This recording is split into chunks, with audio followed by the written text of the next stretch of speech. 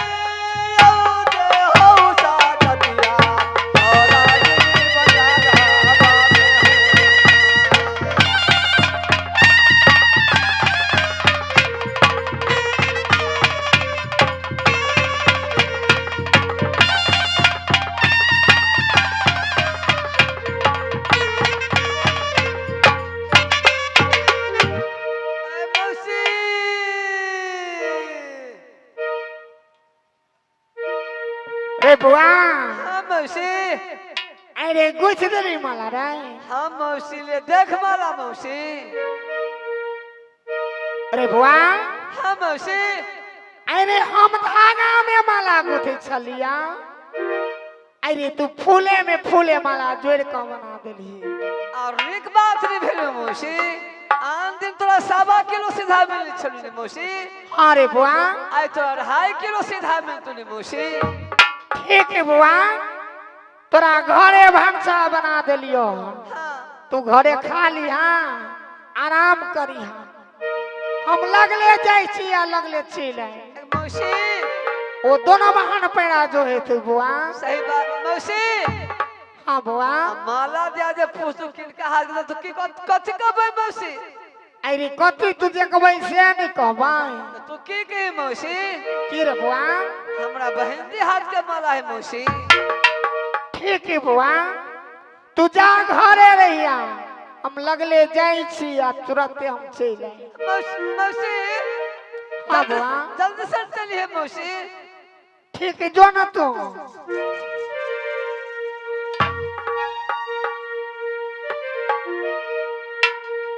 रसता अब धैने गई दीदी सा बचा कल मेरे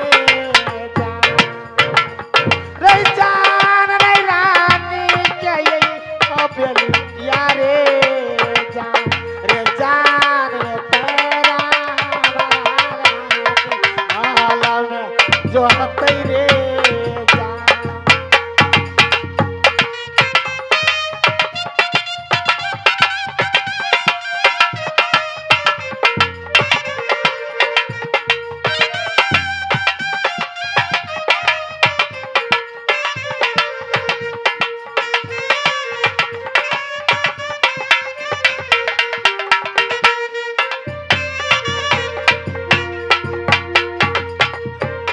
गला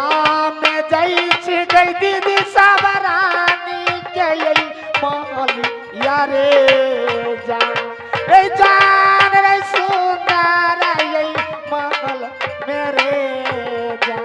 रे जान रे काली हम बेली लगिर बंगाल मेरे जान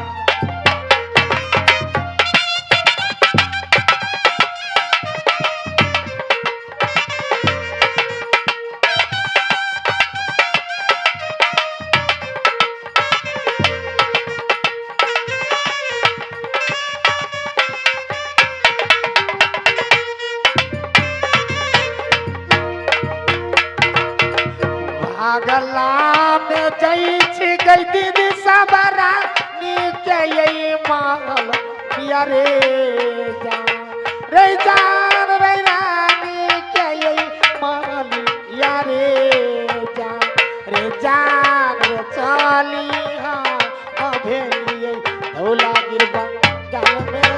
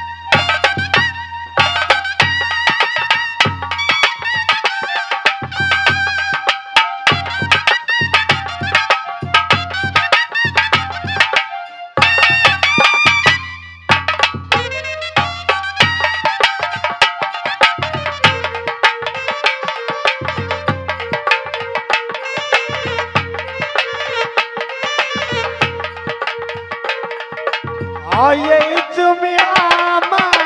गलिए बहिनी आए झूला गिरा बंगाल में ये झूमी हम गलिया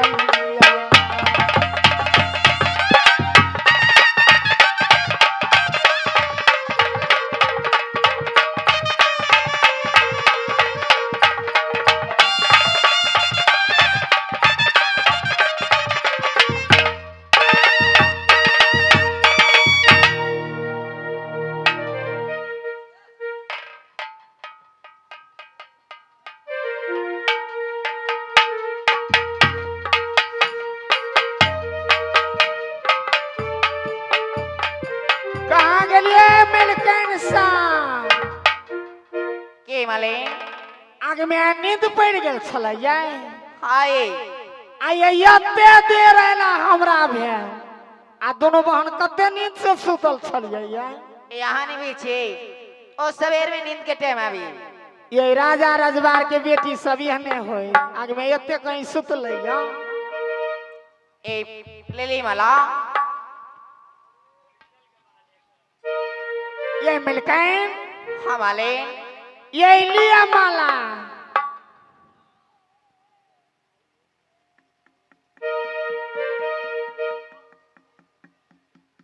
ए बहन हाय बहन देखा है ओ मालिन सब दिन फूल माला लावे छेला ओ माला ओ धागा नहीं गुथल रहल छी लेकिन आय के दिन देख रहल छी कि माला ए फूले ने फूले जुएंटी सही बात है ए बहन माला ए मालिन हाथ के नहीं लग रही ई केकरो और हाथ के माला लग रही सही बात है बहन ठीक तो साइड हो जा ए मालिन ये क्यों बात है ये मिलकन साहब दोनों आगे में दोनों बहन के लाए यहाँ गुलगुल गाल करे छी ए लका गुलमुलाय छी हम दोनों बहन आपने ही बताओ कि माला किनका हाथ के आगे में केकरा हाथ के माला गुथल रहते ये हमरा घर में नहीं दोसर नहीं तेसर आगे में सब दिन फुलवारी में से फूल लोड़ कर लाबै छी आ माला गुथ के आके महल में पहुंचा दे ए मालिन जब अपने ई सब दिन ई फूल माला लावे छलिया तो माला धागा नहीं गुथल रह छे लेकिन आय के दिन देख रहल छी कि माला फूले ने फूले जुएंटी ए माला किनका हाथ के ये मिलकन हाँ मालिन ये हमार बहन दी जे आयल है कि ने अच्छा आगे में ओकरे हाथ के है माला गुथल है यो बाबा यो चश्मा वाला सुनबो नहीं करी ए मालिन के बान यहाँ बहन हाथ की माला है आये मिलके आइए ये हमार बहन दी जे आयल छले कि ने हाँ आगे में आई वहे माला गुथ देलकैया आई ओकरे हाथ के माला गुथल है ए मालिन